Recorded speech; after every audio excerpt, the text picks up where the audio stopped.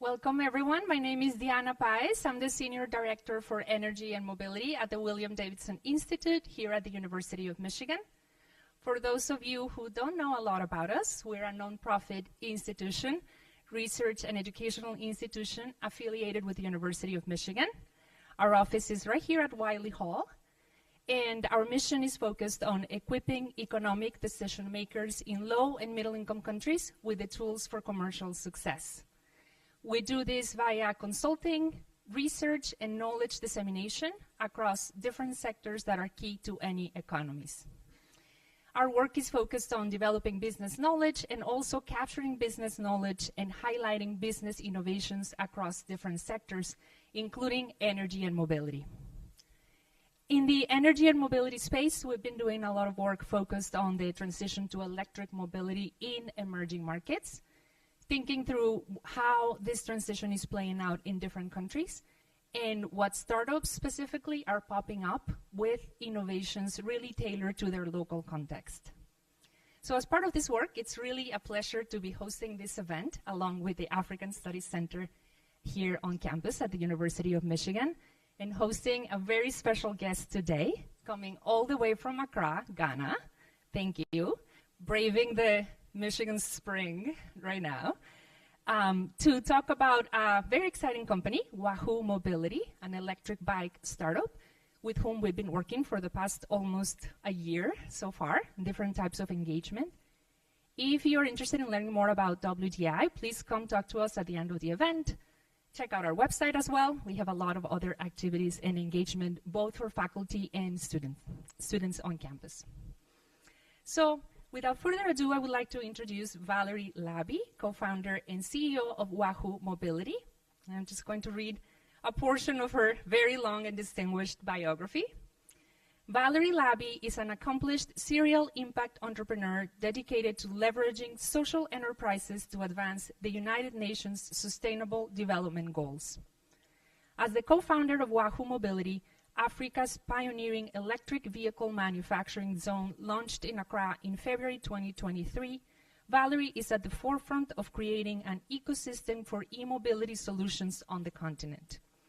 Leading with innovation and a clear purpose, Valerie's vision for Wahu has led to the creation of a space where connected electric vehicles can be designed, localized, manufactured at scale, and affordably distributed across Africa. Notably, Valerie has already gone to market with Wahu's signature electric bike and is preparing to unveil the first electric car designed and made in Ghana this June, marking a significant milestone in the sustainable transportation revolution on the continent. Valerie's academic background includes a Bachelor of Science in Economics from Southampton University and a Master's in Sustainability Leadership from the University of Cambridge.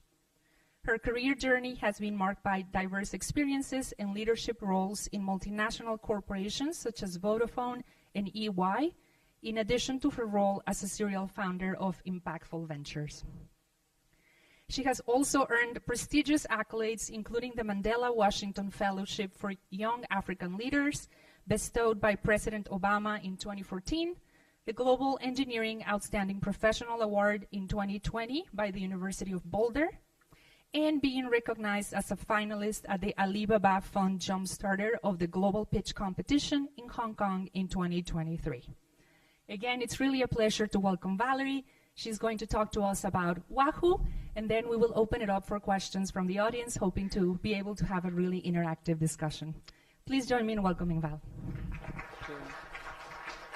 Thank you. Can you all hear me? That's brilliant. So it's a real honor to have this opportunity to present to you all today. I am going to share a bit about my journey building Wahu. And really, I wanted to start by sharing a series of photographs that will illustrate our vision, our journey, and our future. So to start off with, has anyone here been to Ghana before? Okay, quite a lot of you. Okay, keep your hands up if you also have Ghanaian friends. Yeah, okay, there's a few more of you. That's brilliant. We're friendly people, what can I say? And so this picture, to start off with, I like to call an ecosystem of believers. So Ghana is known for two main things. Firstly, from having great statesmen, so from Kwame Nkrumah to Kofi Annan. But more importantly, we have the best football team in the world, for those of you soccer, the Black Stars. And so any team that has a dream, a big vision, we have to have an ecosystem of believers. And for many of you in the room today, that's what you represent. You represent our ecosystem of believers at Wahu. You believe that sustainable, connected mobility is going to make a huge impact on the world. And you also believe that Africa is going to be at the forefront of new vehicles and new mobility. So one of the things that's really important about us is there is an energy around what we do. And so that speaks to the name Wahu. Can I get a Wahu? Wahu! Okay? And so Wahu really means horse in Dagbani, and that's the language of the northern region of Ghana. But Wahu also means a new innovation, something exciting that's on the street. It actually means literally, have you seen us? And so everything started with a problem. And so like many interesting businesses, identifying a problem and fulfilling that problem with a value proposition was where we started.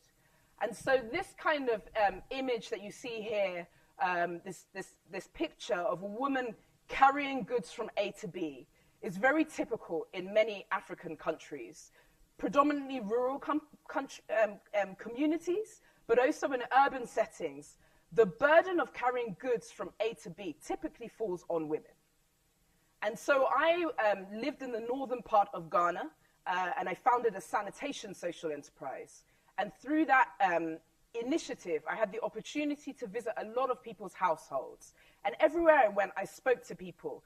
What is going well for you? What is a challenge? And transport, time and time again, kept coming up as an issue. The amount of productive hours people spend carrying water, carrying firewood, the amount of productive hours people waste, even trying to get goods from farm to market, or if you're an entrepreneur, getting it from your shop to your customer. So what I really started identifying was this big connectivity gap, that there wasn't reliable last mile mobility solutions. So we started thinking about how could we look at mobility differently? Was there an opportunity in the market to come up with a solution that was more sustainable, that was affordable, that was accessible to both men and women, and could be durable? So this is where we started. This is one of our early bikes. We really looked at what we called human-centered design. So for a period of 12 months, we spoke to more than 1,000 Ghanaians about what does mobility mean for you. Can you put your hands up if you've ever sat in a car or driven a car that was made by an African? Have you ever sat in a car that was designed for an African? So this is one of the things that was unique to us. The average age of a vehicle on the road in Ghana at the moment is around 14 years old. 14 years old. So you can see that, one, most of the vehicles we have on the continent are old. Secondly, none of them were designed for us. So this was really our starting point. If we were going to look at mobility differently, if every vehicle on the continent over the next 10 years is going to change, what should it change to? And this was a starting point. It's definitely not where we're ending. But for me, it was quite interesting to even see how receptive people were to doing things differently. And during this journey, something interesting happened in the world. The pandemic happened. And in Western markets, everybody turned to Amazon. Imagine if we didn't have last mile mobility during that period. And that was the reality on the continent. In most urban cities as well, what we started to see during the pandemic was mobility marketplaces like Bolt and Uber and Jumia at the time popped up. So they saw this window in the market. People needed to be able to order things on demand. And there was a MasterCard study that said by 2030, there'll be more than 80 million gig economy riders in Africa. And by gig economy, these are mobility people fulfilling the orders of Bolts and Uber. So imagine now we're going to have 80 million delivery riders on 14-year-old combustion motorbikes. And so this pivoted our business model a little bit, because in the beginning we were really looking at very, very last mile.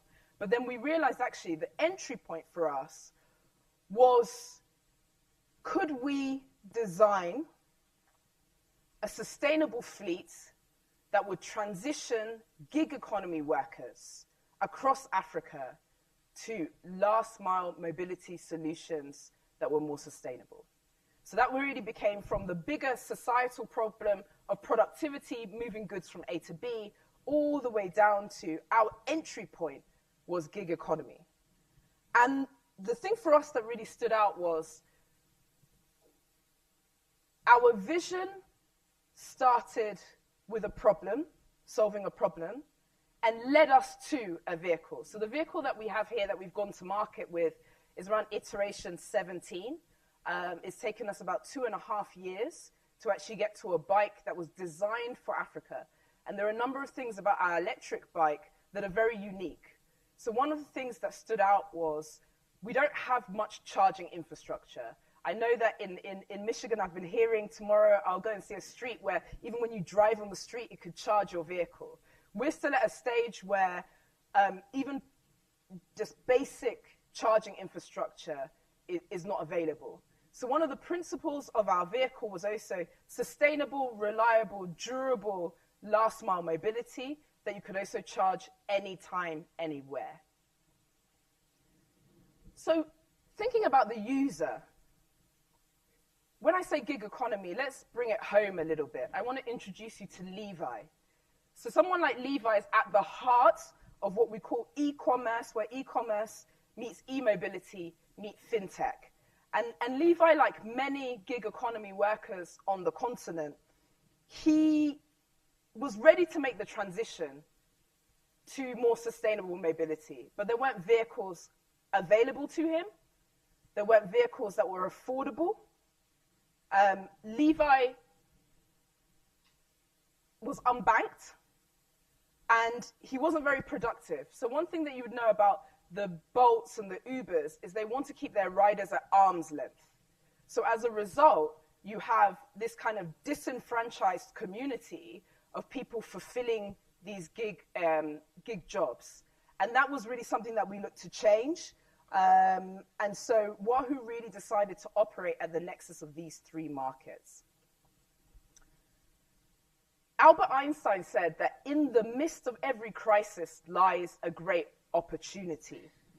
And one of the opportunities that happened along the journey was that in West African markets, petrol prices in 2022 increased not by 100%, not by 200%, but by 300%. So in most Western markets, you see e-mobility being driven by a top-down perspective, being driven by policy, being driven by tax concessions. But what you see in African markets is the cost of petrol has just become prohibitive, that there is a huge opportunity to leapfrog the rest of the world because the demand for new mobility solutions is coming from the grassroots. And so in this picture, I wanted to illustrate, if you were using a petrol motorbike in Ghana, you're going to be spending around $250 on petrol alone every month. So now imagine how much you need to earn from deliveries to actually purchase a vehicle and pay for the petrol. Versus our Wahu bike, where you're spending just $13.50 in charging for the whole month. So you can see now there was straight away a business case. And these are the conditions that you need to really be able to create an environment for leapfrogging. We saw it in telco, that the groundswell for communications and the need to move money from A to B really allowed us to leapfrog in mobile money. We're now seeing it in e-mobility, that petrol is just so expensive that the demand is coming from delivery riders to just make that transition. So our solution was a bike that had been designed for Africa, African markets, and gig economy workers. But in order to be able to get the bike in the hands of people like Levi, we had to connect it to what we called our digital platform. And our platform essentially is a rider services platform that is connected via IoT to the bike that allows us to offer services to the rider. So one of the main services that we offer is, with the bike and our app platform, a rider can actually subscribe to own their vehicle. So they pay $30 a week, and they get access to pay off the vehicle over time. Through our digital platform, we also now connect the rider to a consistent pipeline of delivery demand. So we offer our bikes, our connected bikes, as a sustainable fleet to Bolts and Ubers for them to actually scale more sustainably. And as an aggregated community, we now can broker pricing for the riders. We now can actually identify areas where there's more delivery demand and give information to riders on how to make them more productive. We also monitor a lot of data through the platform, and I'll come on to that a little bit, how we're using the data. So really for us now, we have a very different proposition. One of the things is you can charge our bikes anytime, anywhere. You can pay for our bike over time, and then you can be supported to be productive through our digital platform. So the vehicle itself has been a really interesting entry point for us, but the data could be huge. And so this is just an example of enabling services by monitoring by creating a digital footprint for the rider. So this is a picture of us tracking the telematic data of a specific rider. And with this telematic data, we have managed to broker a government-to-government carbon brokerage, carbon deal, by actually selling essentially the carbon avoided by every bike. So what this is allowing us to do is crowd in international carbon finance all the way down to a gig economy worker. So we actually use some of this revenue to offer loyalty points to the riders so they get rewarded for making the decision to be more sustainable. But in addition to this, now we have a digital footprint of riders' earnings, a digital footprint of riders paying off a fixed asset. We have telematic data on where they ride. We also have what we call a rider safety score. So we monitor rider behaviors, and the riders actually get a score that's driving safety on the road. And then we've now started collecting air quality data.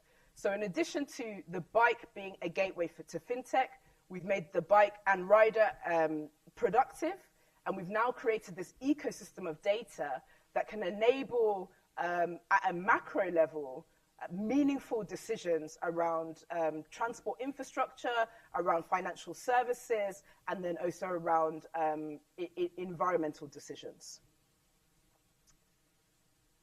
So EVs is a relatively new thing. Even though we saw a groundswell of demand for riders and drivers to make a change, what they changed to still needed to be handheld. So as we started to scale, we created what we called these info session, kind of drop-in sessions that could be booked via the app for riders to actually come in and speak to somebody about how does the subscribe to own work? How does the bike work? And we also started to use these info sessions to connect riders to other service providers. So even for them to understand, what do I get covered with insurance? Why should I even get insurance? We have riders now also engaging with other financial institutions talking about savings. So we use these info sessions as a point of empowerment for the riders to now start getting access to information. And as we scale, that information is also being digitized and being made available on our platform. From a marketing perspective, if you went on the internet and you typed electric vehicles, it's very, very rare to even see a picture of an electric vehicle with a black person. We're actually missing that aesthetic of electric vehicles in our environment, in African cities, being used by everyday people just typically doesn't exist. And that's a space that Wahu now is being very meaningful about creating content, but also using that content as a way of marketing through relationships. So if you are on the ground in Ghana today, we've got a very distinct look for our riders as making them stand out. And that association is increasing the level of respect that our riders get, but also plugging our riders into this community of kind of early adopters. People are seeing them actually, these are very forward-thinking delivery riders. They look smart, they have a good aesthetic. If something goes wrong, I know how to connect with them. And one of the things that people forget is the gig economy is a very lonely job.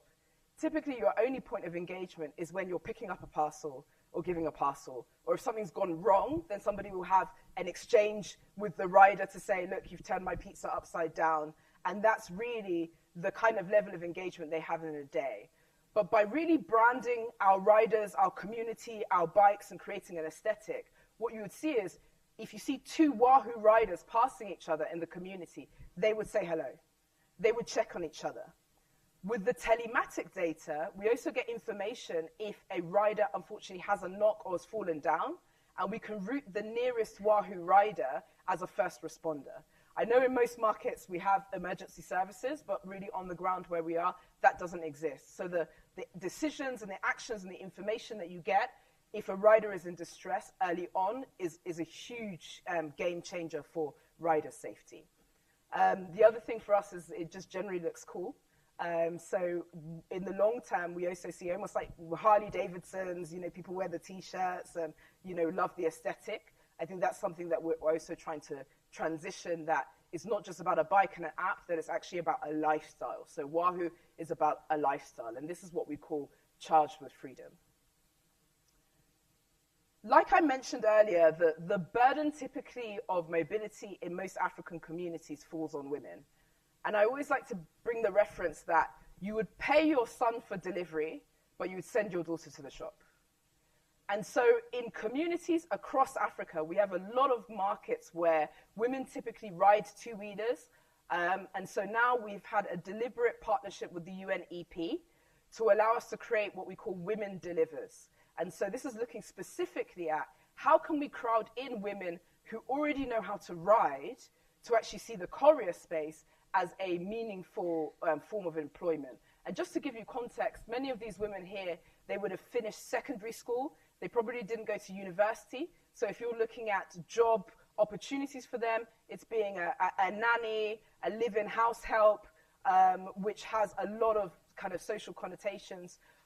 So being able to be your own boss, pay for your own bike, and then fulfill deliveries is actually a very positive way of elevating a whole cohort of women financially and socially.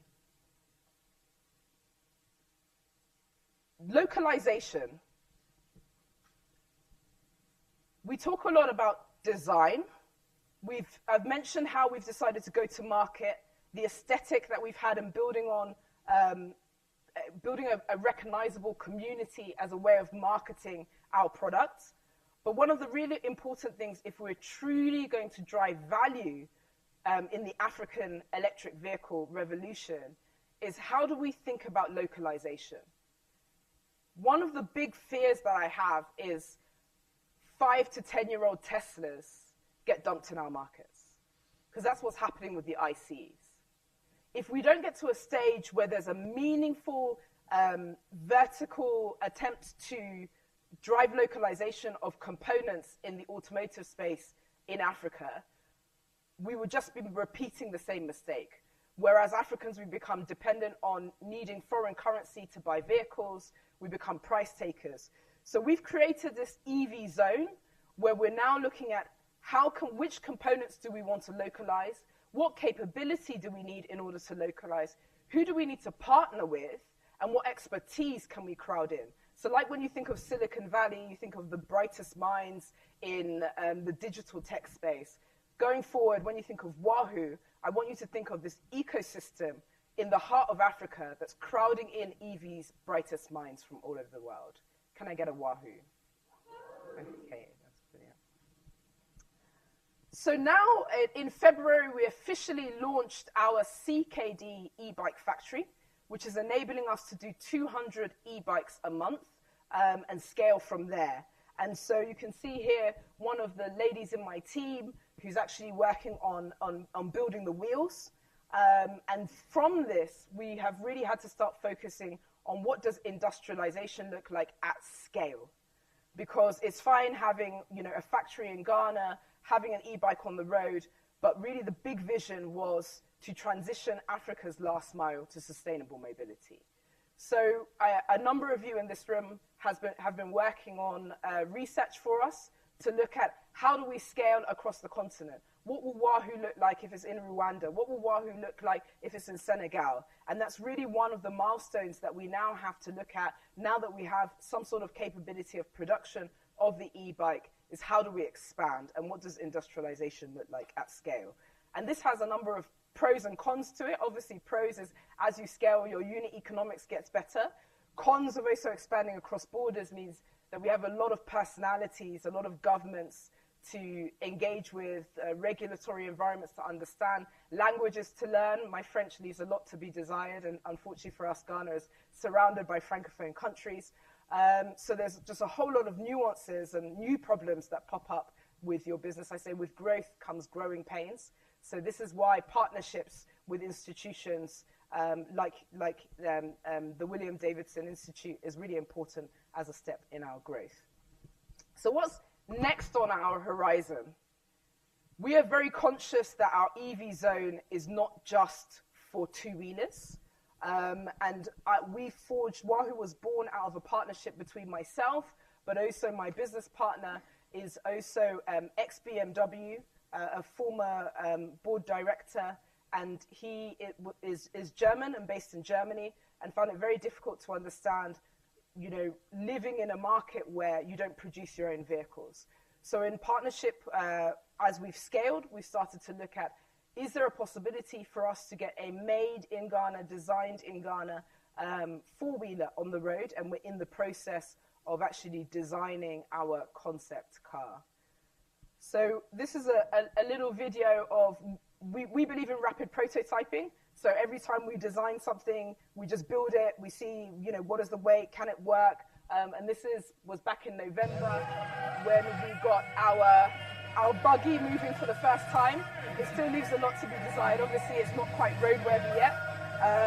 But I just wanted to just show you an illustration of the kind of things that we're working on. Finally, for me, Wahu as an ecosystem represents what I like to call a path to greatness for Africa's youth. And I always say that the Africa our generation desires can be won. But it needs to start with us being very deliberate about where we invest, about building industries, but more importantly, by keeping Africa's brightest minds on the continent. This year, just to give you an example, I think we had 20,000 nurses leave Ghana this year. So who's left? If we didn't have Wahu on the continent, more than half my team would have left Ghana this year. And this is probably one of our biggest challenges, is not only do we need to find local talent, we need to retain talent and attract global talent to come and join us to actually build our EV zone at scale. And just to put some context, that the population of Africa by 2050 is going to be around 2.5 billion people. So all the young people on this planet are going to be in African markets.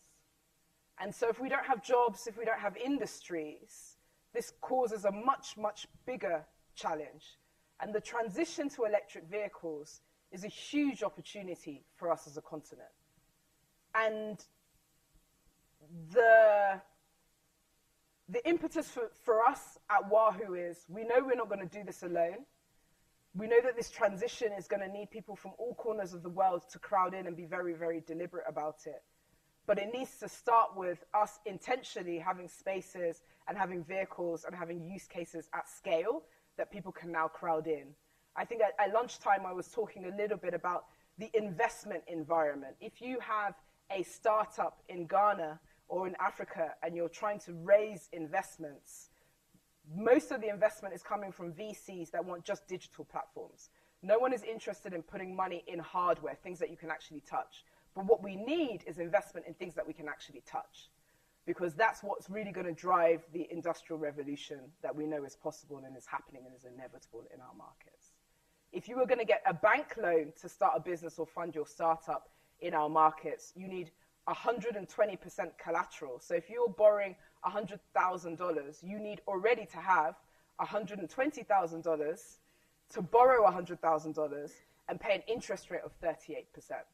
So these are some of the things that, until the risk profile of Africa changes and we see ecosystems like Wahu actually scale and succeed, there is no path for greatness for us as young Africans. And that's really the bigger picture that we know we need to change and will change. So just to close, I'm going to share with you a video to really illustrate a bit of our vibe. And so when I said again that we are charged with freedom, freedom for us means economic freedom, it means financial freedom, and it means environmental freedom. And connected e-mobility solutions, 2-, 3-, and 4-wheelers that are made, localized, produced, designed in Africa, for me, are the way forward. So please enjoy.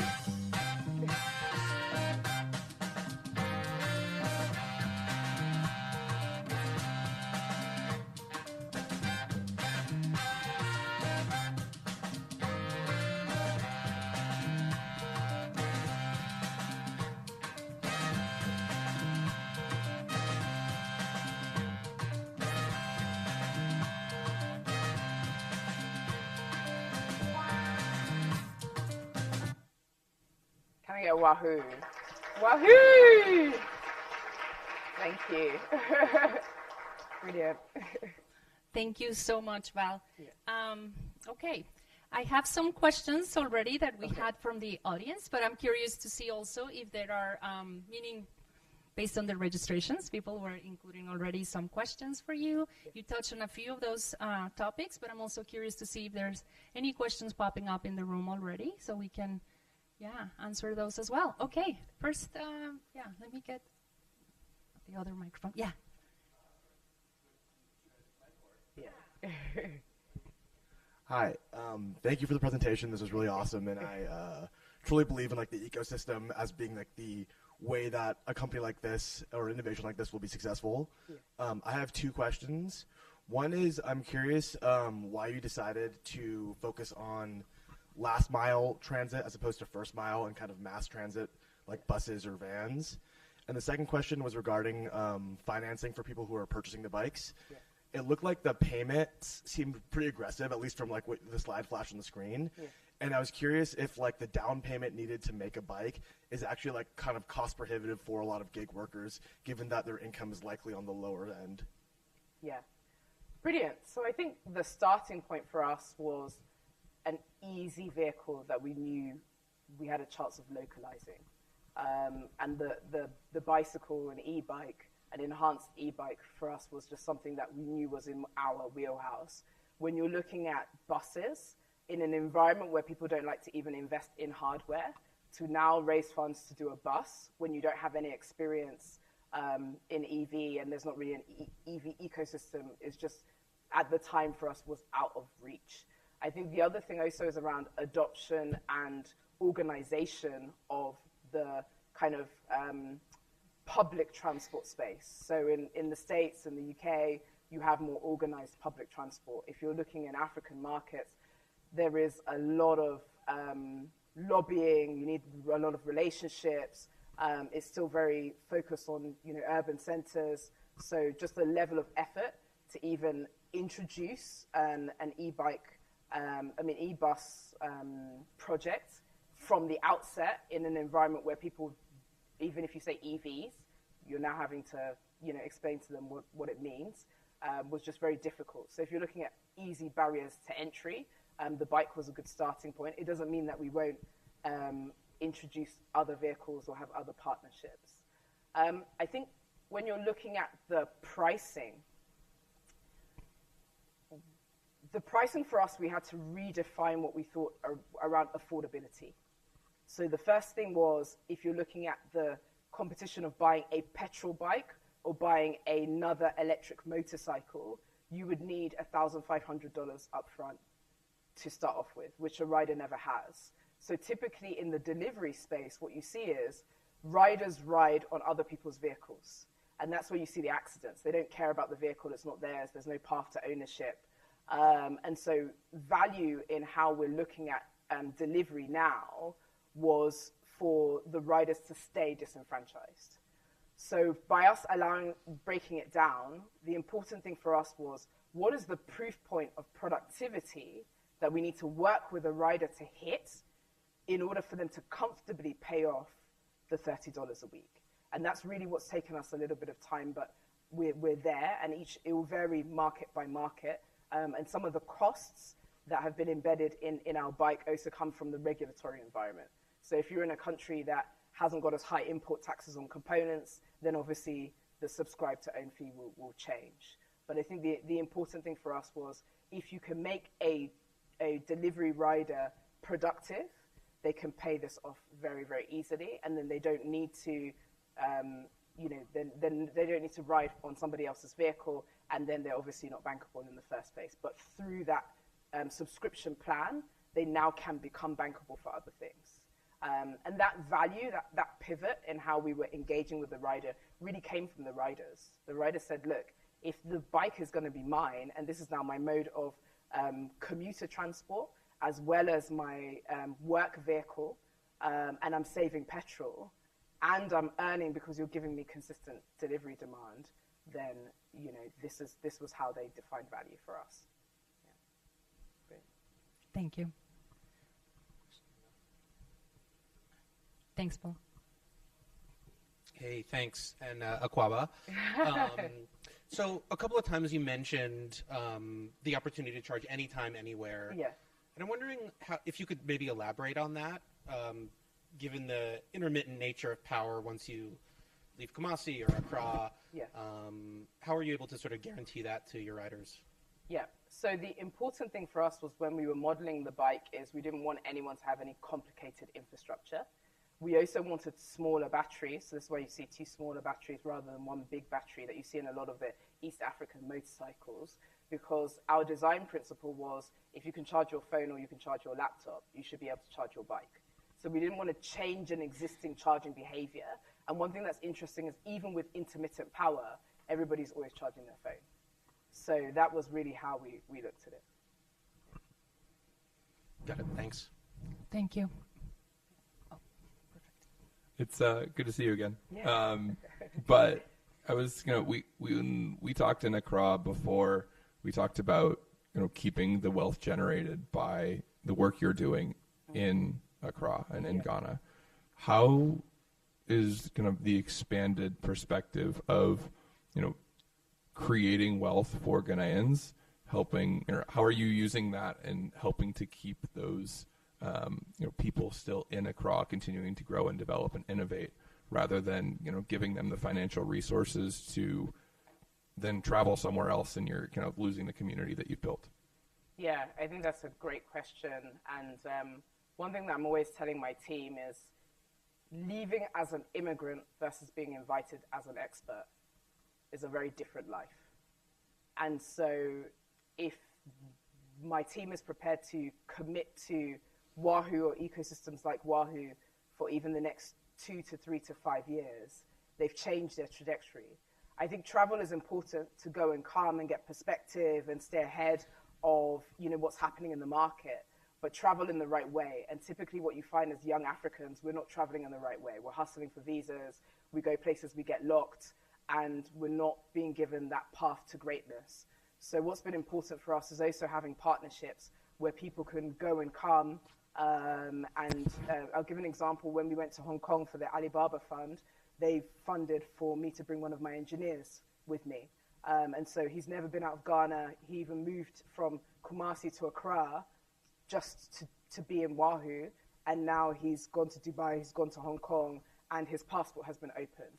So having real tangible experiences for our brightest talents to actually experience the world in the way that the world should respect them is really important. And I think that's a message that I'm always sending out there. And also for people who've gone outside to know that something is happening on the continent. Because I'll give my parents an example. They lived in the UK for 36 years. I'm an imported or exported Ghanaian, depending on where you stand. But it was easier for me to even move to Ghana than it was for them to come home, because they didn't know what they were coming home to. I was walking into something that was unknown, that was a new experience, that for me I felt I could do business. But by having industries that let people clearly understand, if you have built expertise somewhere, even 10, 15 years in the automotive space, in the engineering space, there are hubs where you could come and mentor, co-create, work, consult back home. So I think this is the other thing that we're actively promoting and looking for. One of my very first employees, he finished his master's in aerospace engineering in Sheffield University and got on a plane to come and meet me in Tamale. And that doesn't happen, but once people start doing that, it becomes a norm. And this is really, really, for me, some of the stuff, the kind of secondary things that need to happen in our ecosystem that have already started, that also gives me that hope and that energy that is just inevitable, but it may take time depending on the market. Thank you. Other questions?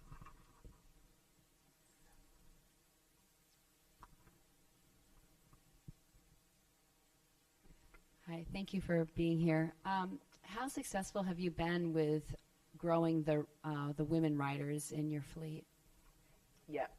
So we made a deliberate, we were very deliberate about starting with a very small cohort.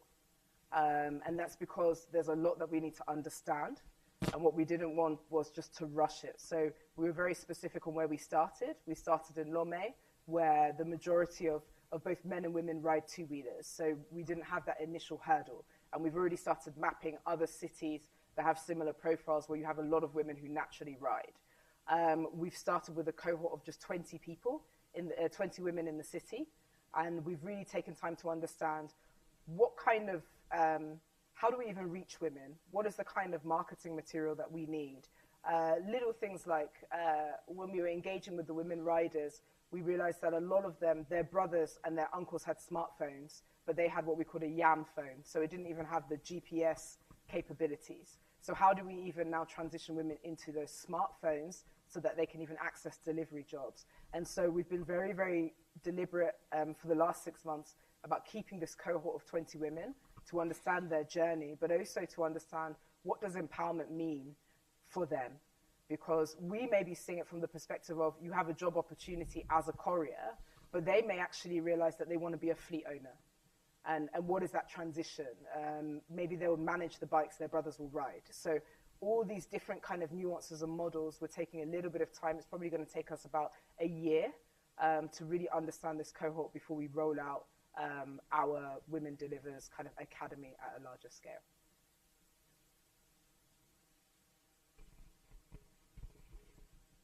Hi, yeah, thanks for speaking with us again. So I wanted to ask, was there a particular educational experience that you had at Southampton or Cambridge that inspired you to take this initiative with Wahu, or was that something that you had planned before or after? I'm just curious. Yeah, so I would definitely say that Cambridge had a huge influence in how I think about business, because I was thinking of doing my master's as an MBA, and I started life as an accountant and economist, and so really always thought about business from the perspective of finance. But when I went to Cambridge, the main focus was on the three lenses: make a decision based on the social, economic, and environmental capital, build businesses based on that, hire staff based on that, build your company values based on that. And I saw examples of other people in my cohort whose businesses had an advantage in the market because they had made those decisions consistently. And so I think that was a big kind of change for me. I didn't realize that I was going to move from sanitation into e-mobility. That kind of came more organically, but how I've built the business has very much been influenced by that curriculum.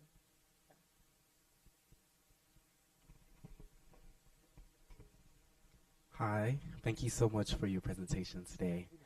I just wanted to know or understand more Wahu's relationship with the rideshare apps, so with Uber, Bolt, and so on. Are they receptive? Are they actively funding this? Are they more reluctant to engage with Wahu? How has that relationship been so far? It's been positive, but it changes platform by platform. Some of the platforms are very meaningful about what does this transition to sustainability look like. Some of them have been very focused on we're only going to make this transition in places that are easy in Western markets. And then others have been like, okay, we're solving a big problem for them. I think they're still finding it difficult on how to engage with us, because even from a regulatory perspective, what are we? Are we a manufacturer? Are we a fleet? Are we, and depending on the country, it changes. So in Ghana, we had to actually register as a fleet. And that in itself now means, so you have customers that are paying you for the bike, but you're giving them deliveries, but you're not their boss. And so that whole kind of space, really how we've overcome it is just having dialogue. For me, I keep saying with any of our partners, if at any point there's an issue, you don't understand us, let's just get in the room and discuss it. Don't make decisions based on an assumption that's probably not true or something that we probably haven't thought about.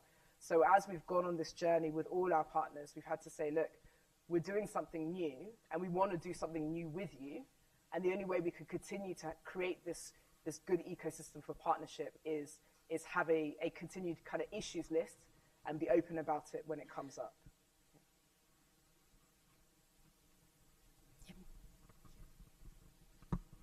Thanks, Valerie. This was so fascinating. So I'd love for you to, you talked a little bit about external decision making. If you could take us a little bit in your internal decision making, so give us a peek under the hood, pun intended.